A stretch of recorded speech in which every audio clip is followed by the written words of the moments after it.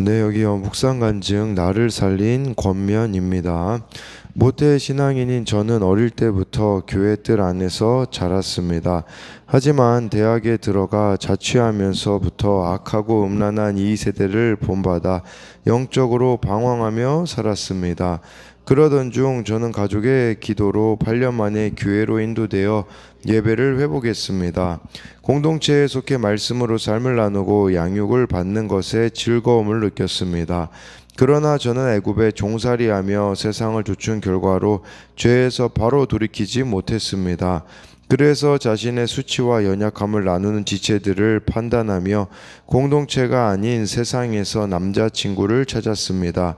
형제의 마음 안에 있는 하나님을 향한 신실함보다 학벌과 직장, 경제적인 능력을 더 중요하게 보았습니다. 저는 주님의 집에 거한다고 말하면서도 항상 마음이 미혹되어 주의 길을 알지 못했습니다. 그러니 당연히 성탄절과 부활절에만 교회에 간다는 형제, 부모님만 교회를 다닌다는 형제, 말씀을 그저 좋은 이야기 정도로만 생각하는 형제를 만났습니다. 그리고 저도 같이 주일 성수를 하지 않고 음란을 행했습니다. 그런 저의 모습을 지켜본 청년부 소그룹 리더는 매주 저의 안부를 물으며 음란과 음주를 끊으라고 권면해 주었습니다. 죄의 유혹에서 완고하게 되지 않도록 저를 붙잡아 준 것입니다. 이에 저는 마음이 눌려 눈물로 후회하며 죄인임을 고백했지만 금방 다시 마음이 완고해져 죄짓기를 반복했습니다. 그러나 리더의 계속된 권면으로 결국 저는 남자친구와 그와의 음란한 교제를 모두 끊을 수 있었습니다. 그 후 하나님은 4년 동안 저를 훈련하시며 교제의 가치관을 바꾸셨습니다. 그리고 지금 저는 공동체에서 만난 형제와 결혼을 준비하고 있습니다.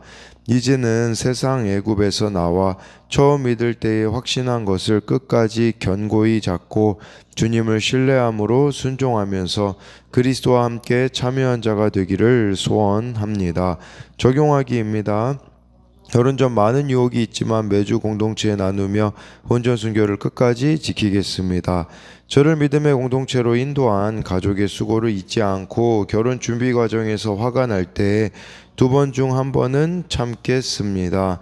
네, 여기 묵상간증에서 볼 수 있듯이 이렇게 청년부 소그룹 리더가 안부를 물으며 이렇게 계속된 권면을 해주었기 때문에 남자친구와 음란한 교제를 끊을 수 있었다라는 이 부분과 또 이 4년 동안 하나님이 훈련시키며 교제의 가치관을 바꾸셨다라고 이렇게 이야기를 하잖아요. 정말 이 교제의 가치관이 바뀌어지는 시간들이 또 이렇게 필요함을 묵상간증을 통해서 이렇게 알 수 있습니다.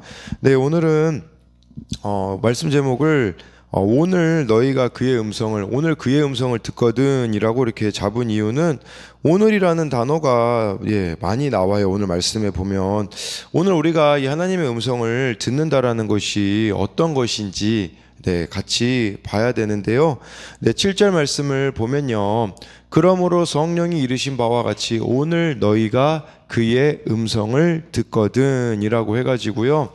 성령을 통해서요, 저와 여러분들이 오늘 하나님의 음성을 들을 수 있다라고 말씀해주고 있어요. 성령은요, 진리의 영이에요. 이 성령을 무당처럼 여기는 사람들이 너무 많습니다. 그러다 보니까 성령님이 이걸 하시라고 했다고 이렇게 말도 안 되는 그럴 때가 있어요. 근데 성령이 이르신 바라는 것은 무엇을 말하냐면요, 성경 말씀을 말하는 거예요. 이 성경이 2000년 전에 늦은 거도 해도 2000년 전에 쓰여지지 않았습니까? 이게 우리랑 무슨 관련이 있냐라는 거예요. 그러나 성령을 통해서 이 말씀은요, 우리에게 주어지는 하나님의 음성이 된다라는 것입니다. 우리가 이 말씀을 통해서요, 변하지 않는 이런 진리 속에서 이 말씀을 통해 내 모습을 보고 비추고 적용하는 거, 이것이 바로 성령을 통해서 오늘 우리들에게 가능한 일이라는 것이에요. 왜 그러냐면 여기 지금 7절부터 11절이 시편 95편 95편에 나오는 내용이거든요. 다윗이 쓴 시인데, 그런데 이 다윗이 쓴 시가 바로 이스라엘 백성들에 대한 그 민수기 우리가 큐티하지 않았습니까? 그 내용을 또 언급하고 있어요. 그러니까 다윗이 민수기 내용을 언급하고 또 다윗의 이 말씀을 히브리서 기자가 이렇게 인용했다라는 것은 성령을 통해서 이 말씀은 과거에 있었던 역사에 불과한 게 아니라 지금 우리에게도 적용되어지는 말씀이다라는 것이에요. 그래서 이 7절에 대한 적용 질문으로는요, 매일 성경 말씀을 나에게 주시는 말씀으로 받아들이고 있나요? 라고 해가지고요, 정말 이 말씀이 오늘 나에게 주시는 말씀인데, 우리가 이렇게 이 큐티 하면서 하나님이 나에게 오늘 주시는 말씀을 잘 듣고 있느냐라는 것입니다. 8절 9절을 보면요, 광야에서 시험하던 날에 거역한 것 같이 너의 마음을 완고하게 하지 말라. 거기서 너의 열조가 나를 시험하여 증험하고 40년 동안 나의 행사를 보았느니라 라고 해가지고요, 광야에서 시험하던 날에 거역한 것 같이 마음을 완고하게 하지 말라고 이렇게 말씀해 주고 있어요. 그러니까 지금 이게 원래 하나님이 이스라엘 백성을 시험하신 거거든요. 근데 문제는 뭐냐면요, 그게 아니라 9절에 이스라엘 백성이 오히려 하나님을 시험했대요. 이게 지금 잘못된 거죠. 하나님이 이스라엘 백성을 광야에서 다루시기 위하여서 시험한 건데, 이스라엘 백성은 반대로 그 시험을 하나님의 이 연단을 받지 않고 이들은 오히려 40년 동안 하나님을 시험했다라는 거예요. 당신 진짜 하나님 맞아? 이런 식의 자세였었다라는 것이겠죠. 불순종하고 이렇게 악한 완고함이 이들 가운데 있었다라는 것을 말씀해 주고 있다라는 것입니다.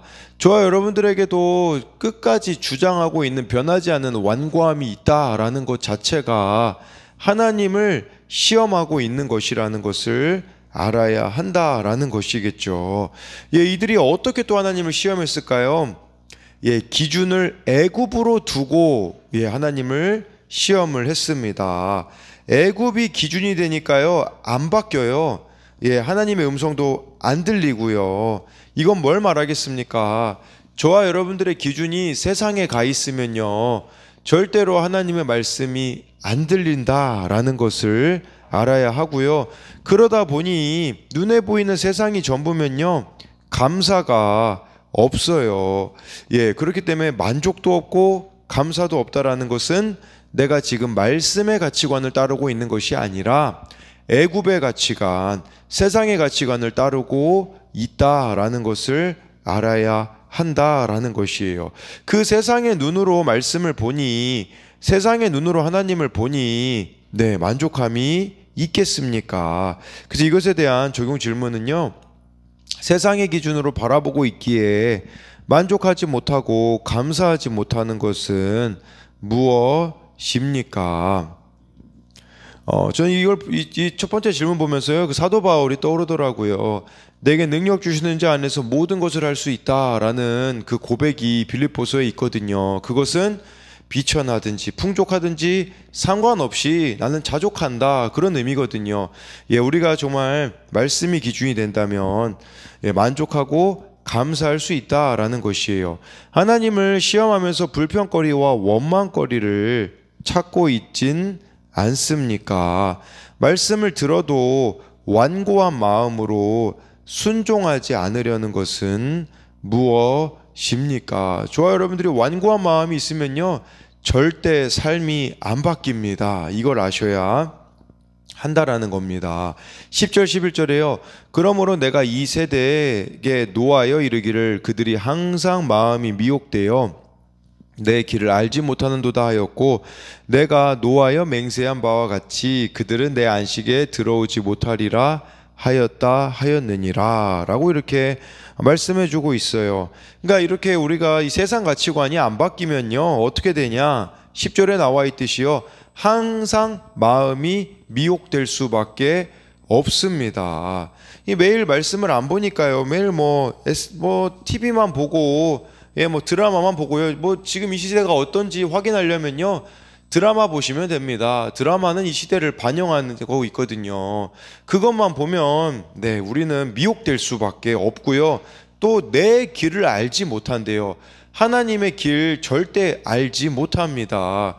그러다 보니 뭐 드라마 같은 데나 뭐 요새 TV 같은 데 보면요, 이혼이라는 것도 뭐 예를 들자면 뭐 바람 피는 거 그런 부분들도 너무 그냥 당연해지고 있는, 뭐 지금도 동성애에 대한 부분도 너무 세상에서는 당연하다라는 식으로 우리들에게 그런 메시지를 주고 있지 않습니까? 왜 그렇습니까?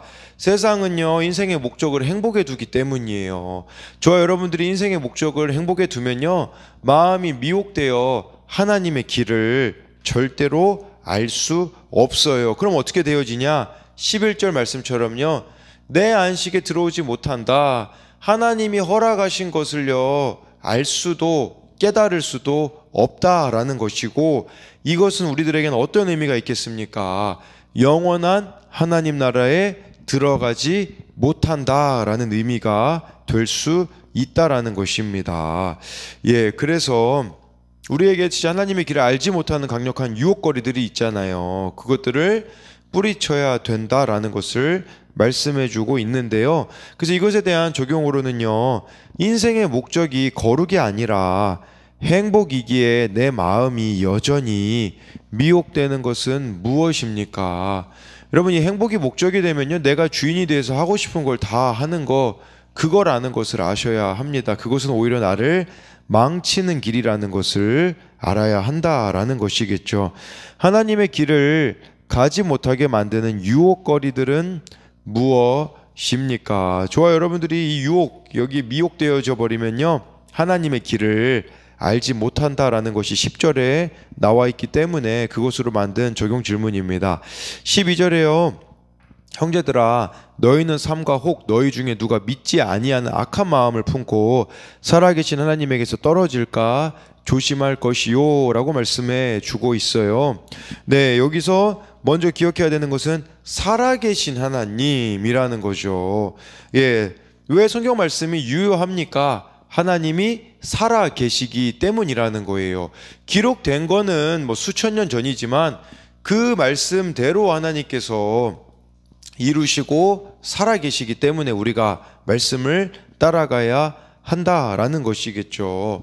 여러분, 악한 마음이 뭐냐면 믿지 않는 거라고 12절에 보면 나와 있잖아요. 믿지 아니하는 악한 마음을 품고 라는 것이, 저와 여러분들이요, 말씀을 이렇게 믿지 않는다면 악한 마음이라고 평가를 내리신다라는 것입니다.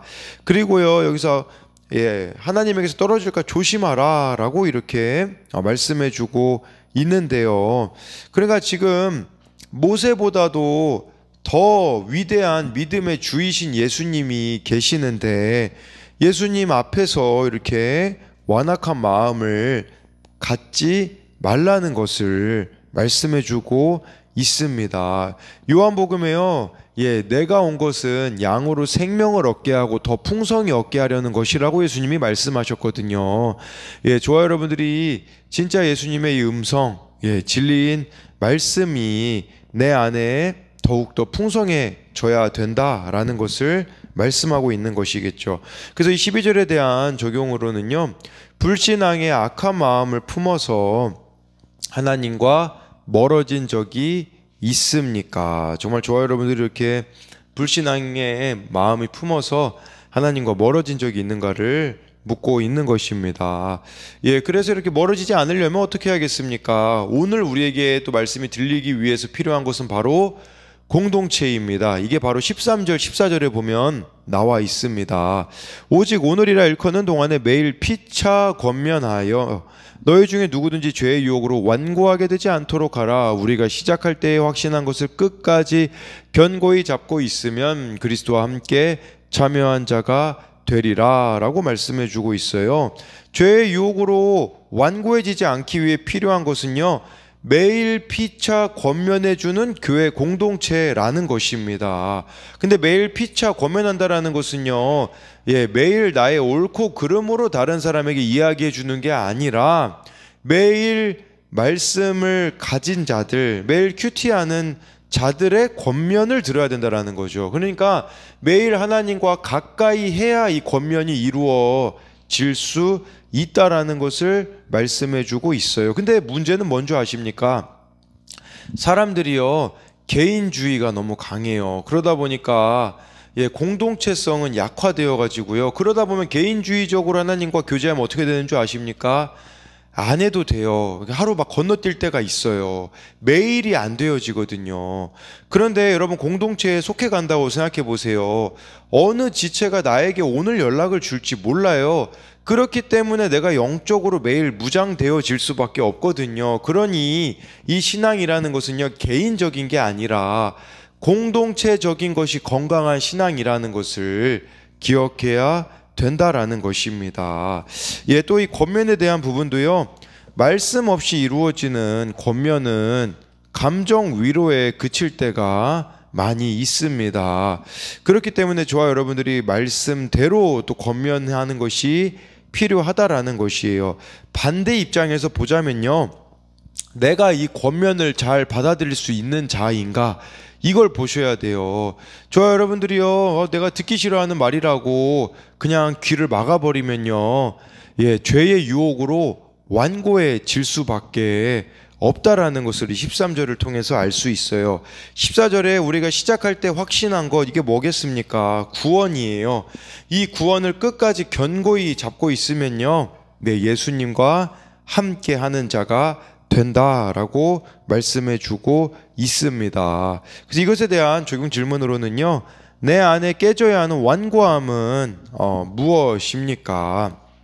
완고해지지 않도록 매일 피차 권면하는 공동체에 속해 있습니까? 나는 지체들의 권면에 들을 말을 들었습니다가 이루어지고 있습니까? 내가 공동체 가운데 드러내야 할 죄의 유혹은 무엇입니까? 요것만 봐도요, 알 수 있는 게 있어요. 뭐냐면 내가 교회 공동체에서 이 말을 하면 이런 말을 듣겠다 해서 안 말하고 있는 부분들이 있거든요. 그게 죄의 유혹이라는 걸 아셨으면 좋겠어요. 공동체에서 이야기 못하는 것은요, 거기에 숨겨진 유혹과 욕심이 있다라는 것을 아셔야 합니다. 15절부터 19절은 다 읽지는 않는데, 성경에 일렀을 때 오늘 너희가 그의 음성을 듣거든 이라고 하잖아요. 하나님의 음성을 듣는 것은 성경입니다. 저와 여러분들이 말씀을 통해 하나님의 음성을 들어야 한다라는 것이겠죠. 그래서 15절에 너희 마음을 완고하게 하지 말라고 말씀해 주고 있고, 동일한 내용들이에요. 또 불순종했을 때 17절에 광야에 엎드려지는 범죄한 자들이 볼 수 있고요. 그랬을 때 19절에 그들이 믿지 아니함으로 이 가나안 땅에 들어가지 못했다라는 것이겠죠. 여러분, 아무리 우리 인생에요, 수많은 기적이 있어도요, 하나님께 18절을 보셔야 돼요. 순종하지 아니하던 자들이 아니냐. 아무리 기적을 많이 맛봐도요, 하나님께 순종하지 않으면 그의 안식에 들어갈 수 없다라는 것입니다. 그래서 믿음이라는 것은요, 경고의 말씀을 듣고 내 생각을 내려놓는 것이기 때문에 정말 우리가 하나님을 믿음으로 작은 것 하나에 순종하는 것이 주의 안식에 능히 들어가는 길이라는 것을 잊어서는 안 됩니다. 그래서 이것에 대한 적용 질문으로는요, 나의 불순종과 불신앙을 다른 것으로 가리고 있지는 않습니까? 여기 큐티인에는 좋은 교회, 좋은 목회자 뒤에 숨어서 가리려는 부분들도 있다라는 이런 부분도 나와 있습니다. 말씀을 듣고도 완고한 마음으로 계속 고집 부리는 일은 무엇입니까? 정말 신앙이 진짜 이렇게 잘하려고 하잖아요. 여기에 갑자기 걸리는 것들이 있더라고요. 이렇게 고집에 또 걸리는 부분들이 있는데, 우리에게도 이런 부분이 있지는 않는가. 또 마지막으로 경고의 말씀을 통해 내려놓아야 할 나의 생각은 무엇입니까? 라고 해서요, 정말 오늘 우리가 하나님의 음성을 듣는다라는 거, 말씀을 읽으셔야 됩니다. 큐티 하셔야 돼요. 이 말씀을요, 정말 내 삶을 비추기까지 묵상을 하셔야 한다라는 것이에요. 이 말씀을 통해서 구체적으로 적용할 게 생각날 때까지 묵상을 하셔야 한다라는 것이겠죠. 그리고 공동체에 매일 피차 권면하는 공동체가 되어줘야 된다라는 것이겠죠. 그래서 내가 진짜 이 나를 사랑해주는 사람들이잖아요. 사실 공동체가 이 공동체가 피차 권면하는 게 악의적으로 하겠습니까? 그게 아니라는 거죠. 나를 사랑해주는 그 사람들의 말을 잘 듣는 저와 여러분들이 되기를 소망합니다.